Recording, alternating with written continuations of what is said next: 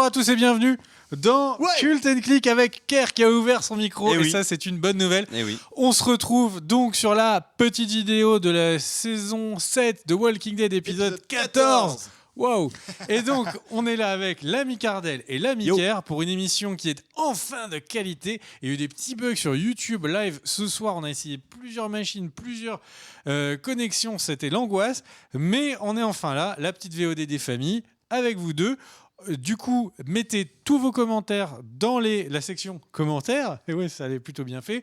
Vu que là, on n'a pas le chat, ce sera le moyen de communiquer avec vous. On se retrouve donc avec l'ami Kerr qui va donner son avis. Il nous a dit qu'il avait un avis relativement résumé cette semaine, un avis punchy. J'ai très hâte de l'écouter. Eh ben moi j'ai été très déçu par cet épisode 14 qui nous proposait donc de suivre parallèlement Rosita et Sacha dans leur tentative d'assassinat de Negan. Tentative d'assassinat que j'ai trouvé ridicule parce que c'est un non-sens total par rapport à tout ce qui s'est passé avant dans la série. Et ensuite on suit Maggie, Daryl et Hilltop où il se passe des trucs absolument terribles qui changent la face du monde de The Walking Dead puisque les Saviors arrivent, prennent le médecin et s'en vont. Merci à tous d'avoir regardé cet épisode absolument passionnant qui pour moi est le parfaite illustration de ce qui ne va pas dans cette saison 7. Des personnages qui sont complètement séparés les uns aux autres, des épisodes qui finalement nous racontent peu de choses, où le schmilblick avance très très lentement. Et la preuve qu'il y a quelque chose qui va vraiment pas dans cette saison 7, c'est que Maggie et Daryl se retrouvent ensemble à l'épisode 14, alors que le drame qui les a touchés tous les deux, c'est-à-dire la mort de Glenn, c'était dans l'épisode 1. Ils n'en parlent qu'à l'épisode 14. Enfin voilà, moi j'ai été vraiment très déçu et je suis de plus en plus déçu par The Walking Dead saison 7, et je n'espère qu'une seule chose, et je le dis haut et fort, j'espère que Greg Nicotero, qui est le showrunner de la série, va se faire virer et qu'on aura un autre showrunner pour la saison 8, parce que ça fait plusieurs saisons depuis Frank Darabont, qui lui s'est fait virer quand même malpropre, qui était le showrunner historique de la série. Depuis que Nicotero est là, on a le même problème systématiquement avec The Walking Dead. Ils ont de temps en temps un épisode qui est vraiment efficace et qui relance la machine, mais une saison de remplissage, ça n'est pas possible. Une série ne peut pas nous proposer un bon début et une bonne fin et nous traîner tout le long. Ça n'est pas possible, ça n'est pas le principe d'une série télé. Il faut vraiment arrêter avec ce genre de système-là. The Walking Dead, ça ne fonctionne plus comme ça, surtout qu'ils avaient une pépite en main en début de saison avec l'arrivée de Negan, avec un épisode extrêmement puissant, de nouveaux enjeux, un véritable drame à gérer, et au final c'est une catastrophe. Je suis très très très déçu et j'espère que Nicotero va dégager. Et ils ont fait le changement de showrunner à quelle saison ? Je crois à la fin de la saison 3. Ok. Ou peut-être saison 2 d'ailleurs. Quel est ton avis mon cher Cardel ? Alors mon avis va rejoindre globalement celui de Kerr, même si je te trouve un peu dur sur certains aspects. Effectivement, cet épisode est chiant. Je pense que le seul mot employé pour le caractériser, c'est le mot chiant, mais on pourrait aussi rajouter le mot lourd, parce que même dans les interactions entre les différents protagonistes, notamment, je pense que Kerr va en rajouter pas mal sur Maggie et Daryl. Cette scène était bien dans l'émotion, mais elle n'arrive pas au bon moment. Elle est d'une lourdeur sans nom. Tous les échanges entre Rosita et Sacha aussi sont assez lourds. Et vu que tu parles de la scène Sacha, Daryl, Maggie, Daryl, c'est surtout que t'as pas ce sentiment-là que Glenn et sa mort, c'est un demi-siècle. Il s'est rien passé dans la série, mais ils nous ont tellement baladé de coin en coin à nous raconter n'importe quoi qu'au final, la mort de Glenn, quand ils en reparlent maintenant, c'est à cause de l'attitude de Maggie aussi qui a réussi à passer ça, à surmonter ça de sa manière à elle, mais qui fait aussi que nous, en tant que spectateurs, on a l'impression que ça fait longtemps, parce qu'on se dit quand même comment elle peut être dans, tu vois, enfin elle paraît joyeuse et heureuse alors que c'est arrivé il y a pas très longtemps. C'est peut-être aussi un problème de mise en scène, peut-être tout simplement, ou de direction d'acteur. Après Maggie, c'est 4, 5, 6 épisodes, c'est tout dans cette saison. Elle est pas là, Maggie. C'est terrible pour les acteurs de The Walking Dead. Ils ne peuvent absolument pas s'illustrer dans la série, en dehors de Rick, de Negan et de Daryl. Non, complètement. Et puis Michonne aussi, c'est tout. Et puis pour finir un peu mon avis global, la preview, moi me faisait plaisir. J'avais l'impression qu'on allait réavoir un peu d'action là dans ces Walking Dead, parce que par contre, je rejoins totalement Kerr dans Walking Dead nous a habitués, et c'est bien dommage quoi d'avoir un super début, une super fin, mais que entre on est dans un espèce de ventre mou, voilà, c'est un problème. Et on le sait dès le début de cet épisode, quoi. C'est 5 minutes où sur de la zik, c'est des plans à la colline, c'est pas possible, et il y a des problèmes de détails. C'est tout con, hein. S'il faut, vous allez me dire que j'abuse ou quoi, mais par exemple, tu ne fais pas de gros plans sur les mains de Rosita qui est en train d'essayer de faire les fils d'une bagnole. Quand tu es dans une série de survie où c'est quand même la galère pour elle a voyagé d'Alexandria jusqu'à la colline. Et la meuf a une French manucure en train de faire les films. Enfin, moi, j'ai des problèmes avec ça dans des trucs de survie. Ça me sort complètement. Et ils ne font plus attention à ces petits détails-là. C'est bien dommage. Manucure de Cardell. Ou je sais pas si c'est une French, mais bref, c'est le mot que j'ai trouvé. En tout cas, elle a les ongles bien vernis et bien longs. Et elle a un lissage brésilien au niveau des cheveux, ce qui est assez surprenant. Et ton avis à toi, voilà. Migui? Ouais. Je vous trouve un petit peu dur. Je pense que cet épisode paye la frustration d'une saison qui se fait languir. Et voilà, et c'était un peu le point de mon... Quand on avait parlé de l'épisode précédent, je vous avais dit l'épisode ne serait pas si mal, vous l'auriez apprécié si la saison avait été plus rythmée. Sauf que là, effectivement, vous avez raison, la saison manquant de rythme, un épisode qui a autant de vide et qui est autant un épisode de remplissage, c'est un peu dur pour le spectateur. Après, est-ce que cet épisode est mauvais ? Moi, j'ai pas trouvé que l'épisode était mauvais. Il se passe trop peu de choses. On est complètement raccord. Mais j'ai pas trouvé que cet épisode était mauvais. Pourquoi est-ce que... Et il y a plein de questions qui sont un petit peu bizarres. Pourquoi est-ce que Maggie, elle se remet aussi vite ? Pourquoi est-ce que Grégory ne les balance pas ? Pourquoi est-ce que d'un seul coup, Qu'est-ce qu'il y a ? Tu peux dire un truc ? Non, pas du tout, je suis d'accord avec toi. Pourquoi est-ce que Jésus se fait menacer, mais au final, il ne se passe rien parce qu'on passe à la scène suivante ? Pourquoi est-ce que Sacha se jette pour se suicider et qu'au final, on coupe au moment où il se passe quelque chose ? Pourquoi est-ce que Sacha, qui a Negan en pleine ligne de mire, ne tire pas, alors que depuis le début, on a montré que dès qu'il y avait un demi-millimètre à 15 km, elle était capable de faire ce tir ? Pourquoi est-ce que Pourquoi est-ce que, comme par hasard, au moment où ils sont dans l'immeuble en face de Negan, pour la première fois depuis des mois et des mois, ils décident d'aller dans les bâtiments chercher des zombies. Ça, le hasard, quand même, ça fait des choses merveilleuses. Je suis pas vraiment d'accord, parce que la zone où on les voit, c'est la zone où à chaque fois ils sortent pour récupérer quelqu'un de nouveau. Donc comme le docteur Carson venait de sortir de la colline. Donc comme le docteur Carson arrive, Negan à chaque fois sort de l'immeuble pour les accueillir. Au contraire. Quand Eugène dit « Ah, on a besoin de zombies. Allez, regardez dans les bâtiments en face qu'on a complètement oublié qu'ils existaient. Ils y vont dans ce bâtiment-là pile au moment où il y a Rosita et Sacha. » C'est quand même un sacré hasard. Mais ça n'a pas d'impact sur l'histoire. Mais c'est un sacré hasard. Mais surtout, c'est ça qui les fait sortir. Et c'est là où je veux en venir, c'est surtout, moi, ce qui me perturbe dans cet épisode, c'est Daryl. Daryl et Norman Reedus, l'acteur qui joue Daryl, et les showrunners ont dit qu'ils vivraient un enfer personnel du fait de sa culpabilité pour avoir été responsable, en tout cas lui se sent responsable pour la mort de Glenn. Et qu'il allait avoir une deuxième partie de saison incroyablement dure, où il serait hyper torturé, etc. etc. Et l'épisode là, c'est l'épisode où pour la première fois il en parle avec Maggie, et il se passe rien. En fait, le moment avec Carol aussi. À quel moment on a Norman Reedus qui vit une demi-saison dans l'angoisse, dans l'anxiété, qui vit un enfer personnel? On a vu des bribes, mais vraiment des bribes, il a des pas le temps de petits s'exprimer. bouts d'épisodes.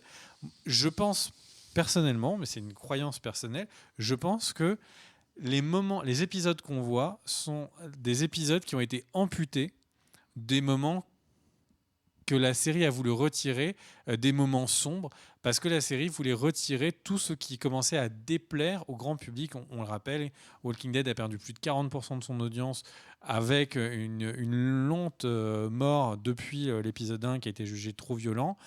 Et tout ce qui se passe est très largement plus positif. Pour la première fois, on voit Rick et Michonne rire, etc. Et donc là, j'ai un peu l'impression qu'on est en train de voir des épisodes qui sont rallongés parce que tout simplement, on leur a retiré des éléments.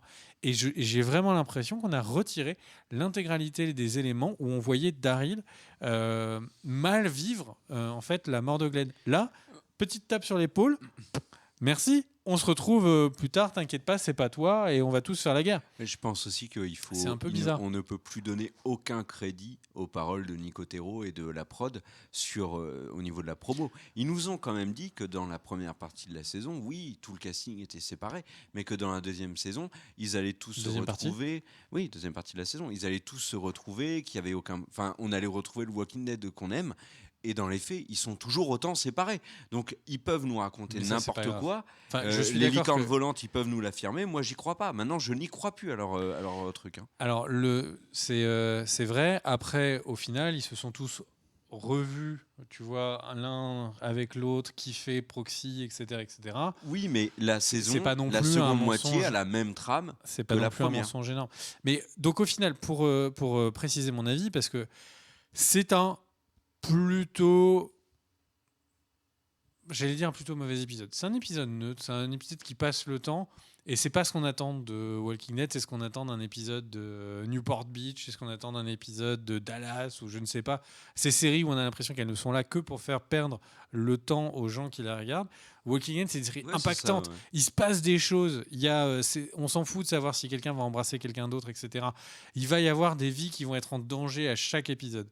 Et là, cette promesse, elle n'est pas là, quoi. Là, c'est globalement, toutes les tensions sont lissées, tous les enjeux sont lissés. C'est juste un épisode où, en fait, on aurait pu avoir une ellipse avec directement Sacha. On aurait commencé avec Sacha qui est directement chez les Saviors et qui essaye de leur échapper. On aurait tout compris, ça aurait été très bien. Est-ce que tu peux remettre l'image de Grégory, Daniel, s'il te plaît ? Il y a un détail sur cette image qui me fait marrer. Regardez un peu, il y a des bouteilles partout, des verres partout. Il n'y a pas une seule trace d'alcool pour permettre à l'image promotionnelle d'être vendue dans tous les pays. Oui. C'est rigolo quand même. Ouais. Est-ce qu'on peut parler de Sacha et Attends, Rosita ? j'ai pas dit vraiment. J'ai fait mon truc global. Tu disais c'est pas un mauvais épisode et je vais pas te rejoindre parce que. En gros, voilà pour moi ce qui a été la trame de cet épisode. Tu commences avec 5 minutes de zik, pas top, sur des images pas top. Déjà, moi, les 5 premières minutes m'ont perdu. J'ai eu envie de prendre mon téléphone et de commencer à aller sur Twitter ou quoi. Tu enchaînes par cette discussion un peu Sacha, Jésus, Enid, où tu crois pas une seconde à ce qui va se passer, c'est-à-dire Bartoa, mais dans 10 minutes, je vais le dire à Maggie et elle viendra te chercher de toute façon. T'y crois pas. Tu as les saviors qui arrivent. Alors, ils viennent chercher le médecin. Maintenant, moi, la question aussi que je me pose, c'est pourquoi ils ne cherchent pas un peu plus Daryl Pourquoi ils fouillent pas un peu plus la colline ? Ils sont pas au courant que Daryl. Ils sont même pas au courant. Non, mais tu le cherches. Mais Daryl mais quel est le rapport entre que Daryl et la colline ? Mais peu importe, Daryl s'est en allé. Il peut être n'importe où dans ce périmètre, que ce soit colline, royaume, Alexandria, machin. Ça m'intrigue que tu le cherches pas un peu plus. Enfin, c'est bizarre. Puis la discussion avec Trevor et Grégory, j'ai du mal. Ensuite, t'as donc le truc Simon et Grégory, excusez-moi. Non, mais c'est bien. Ouais. Parce que c'est Trevor dans GTA V. En plus, ils essayent de te créer un faux suspense avec Daryl et Maggie. Vont-ils tuer le Savior alors que tu sais pertinemment, ça sert à rien d'en faire des tonnes sur un pseudo suspense où il se passe rien. Puis il y a cette discussion qui arrive, c'est clairement pas le moment et du coup, toi, t'es pas prêt à recevoir les informations de cette discussion, donc tu passes à côté. Ensuite, tu suis Sacha et Rosita qui ont une discussion, mais d'une lourdeur pas possible. Enfin, même à la fin, ça m'a fait penser à Batman versus Superman. On n'est pas copains. Ah, ta mère s'appelle comme moi. Ah, s'appelle comme la mienne. Ah, mais du coup, on est potes. Je viens de spoil Batman versus Superman. Vous m'en voudrez pas. Et du coup là c'est c'est un peu pareil, on se déteste, mais finalement tu penses les mêmes choses que moi de ce mec là, du coup on est super potes et on va régler les choses à deux. Il y a un problème. C'est pas aussi simple que ça. Sacha elle a quand même compris que Rosita elle était complètement broken et Sacha tu le vois trop à sa manière de se comporter, elle s'en fout de tout. Elle est au fond, elle est à la fin de son voyage, Sacha. Tu le sens cet épisode même avant. En fait, elle arrête pas de dire. Le collier qu'elle a autour du cou, c'est non mais c'était. Ouais. Et puis elle arrête pas de dire non, mais en fait, il faut survivre comme ça, on aura une autre chance. Mais du coup, pourquoi Pourquoi est-ce qu'elle se sacrifie ? Oui, non mais j'aimerais qu'on parle de cette fin avec Rosita et Sacha. Et la fin. On en parle là. Oui, non mais. Donc ton vœu est exaucé. Non, c'est pas ce que je veux dire. Enfin bref. Et puis du coup, pour compter, j'ai bientôt terminé, vous inquiétez pas. Puis il y a tout ça, vous en avez déjà parlé beaucoup, de Sacha, Rosita, Negan, Eugène, machin. Mais après, tu as cette fin. On n'a rien dit sur Eugène. C'est vrai, on n'a pas encore dit sur Eugène. Mais après, tu as cette fin où Rosita, franchement, on est d'accord, c'est Dwight qu'elle croise. Ça peut pas être Daryl. Voilà, donc pourquoi encore nous faire ce suspense inutile ? On sait très bien qui c'est, pourquoi ça ne marche pas, ça ne fonctionne pas. Ça, c'est le truc que j'ai trouvé bien, c'est qu'en effet, Dwight voit Rosita. Là, est-ce que Dwight va réagir ? Est-ce que Dwight va l'aider ? C'est pas ça que je dis. Ce que je veux dire, c'est pourquoi essayer de nous induire en erreur avec la scène juste avant de Daryl qui vient, où sont Sacha et Rosita, et juste après, Rosita croise quelqu'un qui a la carrure de Daryl parce qu'ils l'ont mis dans le noir complet. Il n'a pas la carrure de Daryl, justement. Parce que moi, c'est ce qui m'a fait comprendre que c'était Dwight. Oui, mais tu sais, s'ils font ça, c'est pour t'induire en erreur. S'ils font ça, oui, bien sûr. Ça marche pas. Mais c'est surtout qu'au premier regard, tu regardes surtout le fait qu'il a des carreaux d'arbalète. Oui. Et là, tu dis, c'est Daryl. Mais non, en fait, si tu regardes bien, il n'a pas du tout la carrure de Daryl. Et pour tout vous dire, dans le trailer de l'épisode 15, on voit Daryl avec Rick, donc il peut pas être en train d'essayer d'aider Rosita et Sacha, et au même moment être avec Rick, alors qu'il est déjà au même moment à la colline. Daryl se téléporte suffisamment, tel Varys, il va pas non plus le faire un peu trop. Moi, j'aimerais juste parler de Rosita et de Sacha. Donc, c'est ce que je disais en live, mais je vais le redire ici puisque ça a coupé. Premier épisode, nous avons Negan qui explique les règles du fonctionnement sous le règne des Saviors. Daryl n'écoute pas visiblement attentivement ce que dit Negan. Il se lève, il met une droite à Negan. Negan prend sa batte et éclate la tête de Glenn. Un mort dans le groupe. Pourquoi ? Parce que Daryl a mis une pêche à Negan. Nous avons Sacha et Rosita qui étaient présentes, mais qui, pour sauver leur groupe, décide de foncer tête baissée dans l'antre des Saviors. Et je rajoute que Rosita en plus a essayé de tirer sur Negan, l'arrêter, qui est-ce qui meurt, c'est pas Rosita. Oui, exactement. Voilà. En plus, Rosita il y a eu Olivia, ça aussi. Exactement. Ouais. Donc Rosita et Sacha foncent dans l'antre de Negan avec un plan qui est potable, celui de Sacha qui consiste à tuer avec le fusil sniper Negan, ça tient. Réponse de Rosita, déjà moi ça m'a un petit peu perturbé, réponse de Rosita en disant « Ouais non, on n'a aucune chance de le tuer au sniper parce qu'on le sait tous, le sniper c'est pas efficace, va demander ça à Kennedy. Allons-y directement dans l'antre avec notre couteau, tuons 250 Saviors et avec un peu de chance on va pas se faire toucher et on va réussir à tuer Negan, et faire un barbecue et rentrer à la maison. » Voilà, exactement. Et en fait, donc, bon, mais j'ai un avis le sniper échoue, Sacha fonce, tête baissée avec un pistolet et un chargeur, c'est parti Zougainel Cendré, et en fait, après, à ce c'est exactement moment-là, où est Negan. Mais elle connaît pas les lieux. Mais non, elle connaît pas elle a aucune voilà. chance d'y arriver là. Soit elle est capturée, soit elle est tuée. En plus, ils nous le coupent pour nous faire croire qu'ils ont un suspect. Si elle joue à 1, 2, 3 mais Soyel, on s'en fout, sérieux, de leur truc là. Sacha, moi, d'accord, on a compris vos systèmes de on cut et tout. Vous nous l'avez fait la même l'année dernière avec le final de la saison 6. Vous nous aviez promis de ne plus le refaire parce que vous respectiez le public et vous avez entendu qu'on n'était pas content. Vous le refaites à l'épisode 14, l'air de rien, parce qu'en fait, vous nous avez pas entendu et vous vous en foutez qu'on ne soit pas content. Mais attends la fin de saison. Attends la fin de saison parce que là, on va se faire plaisir. Là, on est tellement en retard sur l'avancée de la série que la fin de saison, ça va être quelqu'un qui prend un flingue en disant bon, ça y est, on va aller tuer Negan. Ou ça va être vraiment, ou ça va être le moment. Non mais vraiment, t'imagines, ça va être le début du climax. On va pas être au milieu d'une guerre. Non. Bon, en même temps, c'est le truc sur lequel il nous avait pas menti. Nico Tero avait dit. Oui, alors en fait, le conflit Negan-Rick, vous attendez pas trop non plus à ce que ce soit tout de suite début de mi-saison 7. Ce sera plutôt vers la fin, voire saison 8. J'ai mis très bien Nico Tero. Et moi, je pense que ce sera saison 8, et c'est justement la théorie que je voulais en venir. Ils ont fait un début de saison 7 où tu recolles au comics. On repart du comics, on refait la même chose, on repart sur une bonne base. Le problème, c'est qu'ils s'en sont rééloignés au fur et à mesure de la saison.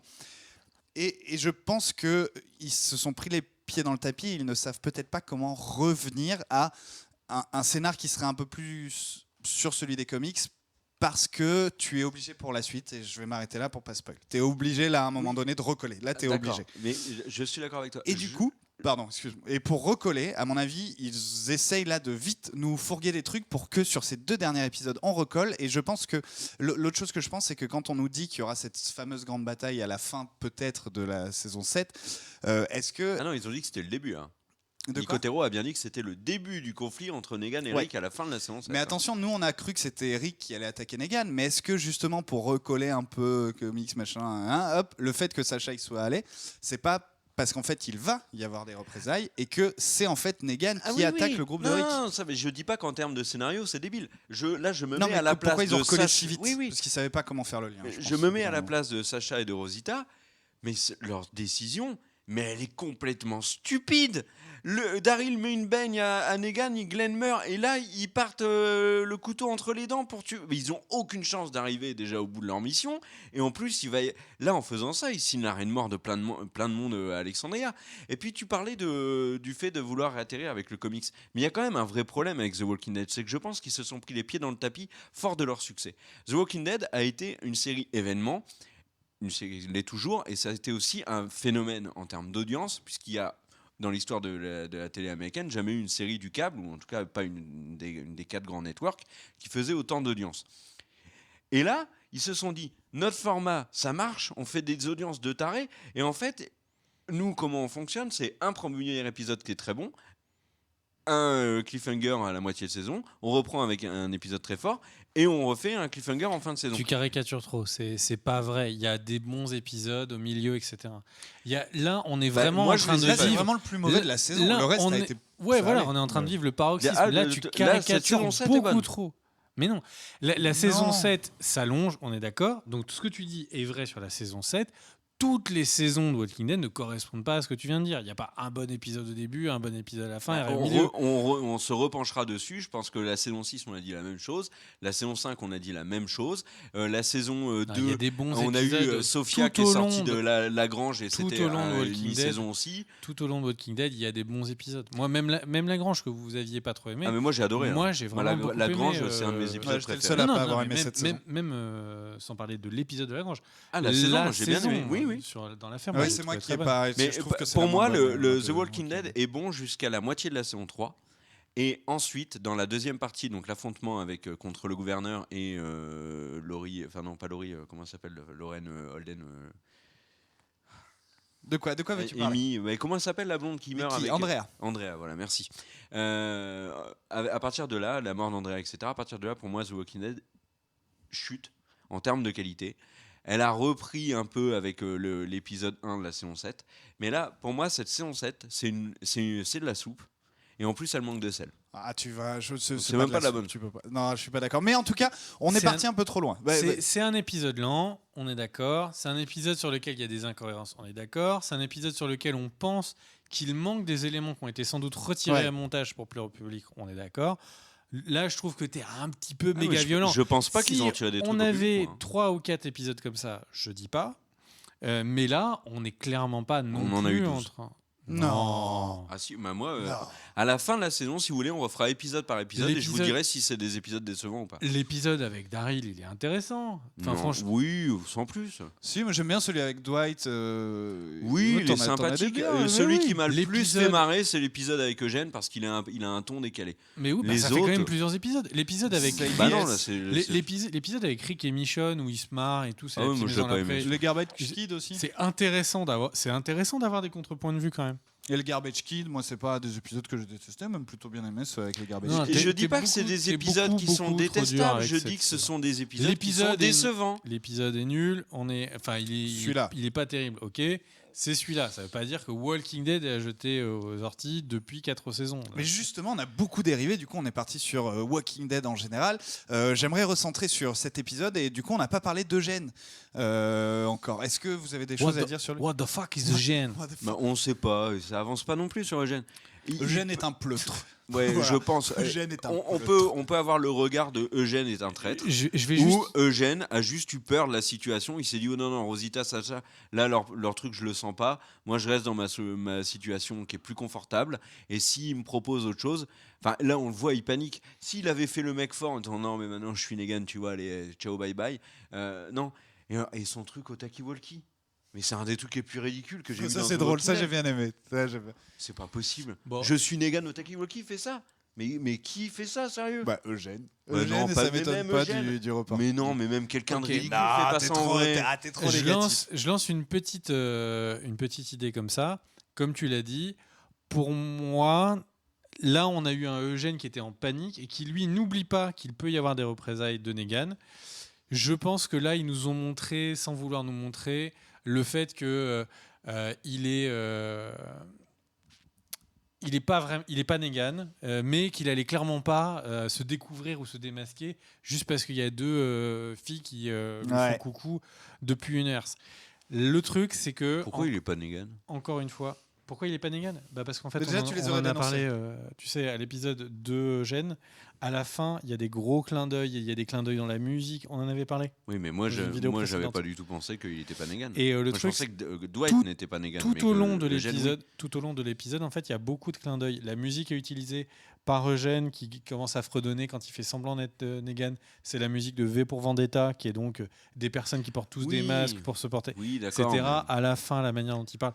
Donc il y avait beaucoup d'indices qui laissent supposer qu'il n'est pas Negan. Là, s'il n'est pas Negan, il agirait, de mon point de vue, exactement de la même manière. Tandis que, comme tu le fais remarquer avant, s'il est Negan, il prend son talkie-walkie, il crie à l'aide, il se passe quelque chose. Rien n'indique qu'il l'a pas fait avant.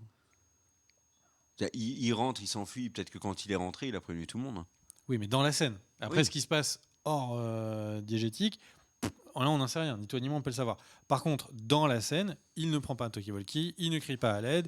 Il dit juste laissez-moi et tout. Il s'échappe parce qu'il ne veut pas se maquer avec les deux meufs qui vont. Il a aucun rôle vers un échec, mais on est d'accord. Il a aucun rôle à Alexandria. En tout cas, on n'en voit pas. Il est méprisé par Rosita. Si les balles. Ouais, il pourrait faire fonctionner. Mais il est méprisé. Tu oublies la magie de Walking Dead où à chaque fois ils disent Your family. Non mais Your family. Et Eugène, c'est Your family. C'est le mec qui. Pourquoi j'aimerais juste terminer. Qui a de nombreuses reprises. C'est tout le temps fait balader. Il a toujours été obligé de mentir. La première fois et la seule fois où il était lui-même, c'est Alexandria. Il arrive chez les Saviors, il est de nouveau en train de mentir. Personne l'obligeait à dire je suis du bataillon qui allait tuer la maladie, on combat le fire by the fire. Et là, personne l'oblige à mentir. Il aurait pu être le chef ingénieur de Negan sans avoir à mentir. Il s'est remis dans un rôle. Le seul endroit où il n'était pas dans un rôle, c'était Alexandria. Moi, ce que je voulais dire, c'est que Alexandria, il n'a pas de rôle. Il est méprisé par Rosita, c'est ce qu'on voit dans les derniers moments avant qu'il s'en aille. Et là, il arrive chez les Saviors, il a un vrai rôle, il a des responsabilités, il a du confort, il se la pète. Moi, je vois pas de raison que Eugène soit pas plus satisfait. C'est le cas avec Abraham Rosita. Je n'ai pas terminé ma phrase. Je ne vois pas de raison pour laquelle Eugène ne soit pas plus satisfait de sa situation actuelle que celle à Alexandria où il a pas de rôle, où il est méprisé par certains dont Rosita, où il est menacé par les Saviors, où il a constamment peur. Calme-toi. Je vais répondre juste un point. À Alexandria, il n'est pas flippé que parce qu'il a marché sur un cornichon, il va se prendre un coup de batte. Voilà. Mais Negan l'a vraiment mis en confiance. Non, sinon il n'aurait pas besoin de préciser tout ça à chaque fois au talkie-walkie. Ah mais moi je pense que c'est qui se la pète là, Eugène. C'est trop le mec, t'as vu, je suis le chef, et toi t'es pas le chef, moi je suis le chef. C'est un peu ça au talkie-walkie. À n'importe lequel moment, il peut se prendre un coup de batte de Negan. Negan lui a montré avec le docteur. Exactement. Et petite nuance, à n'importe quel moment, il peut se prendre un coup de batte par Negan également quand il est à Alexandria. Non, pas s'il travaille pour aider la résistance à Alexandria. Donc jouer le petit chef tant que c'est nécessaire et dès qu'il pourra, il est pas renverser Negan pour Alexandria. Eugène n'est pas au courant qu'il y a la résistance. Mais bien sûr que si. Comment il a fait pour être au courant ? Mais Eugène, il a voyagé avec Rick ou pas ? Mais je t'avoue que je rejoins K parce que mais la décision de Rick de se révolter, c'est après que Negan prend Eugène. Ouais, ça il me semble. À quel moment, quand on a suivi l'histoire de Rick, on sait qu'il va pas se révolter. On sait que on se pose la question de est-ce qu'il va se révolter dans 3 épisodes ou dans une saison. Mais Rick, c'est toujours que de l'affrontement. Enfin, là, c'est Eugène qui vit avec lui au jour le jour. Évidemment, qui sait que Rick va se révolter. Je sais pas. Pour le coup, je t'en rejoins pas forcément, Big. Parce que tu sais, Rick, au contraire, leur disait maintenant c'est plus moi.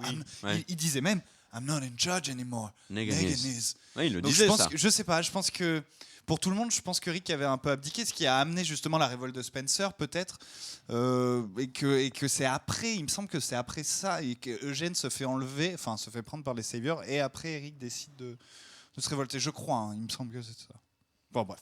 Est-ce qu'on a fait le tour ? Je pense qu'on a même fait plus que le tour. Il nous reste plein de choses. On met la vidéo en ligne dès ce soir.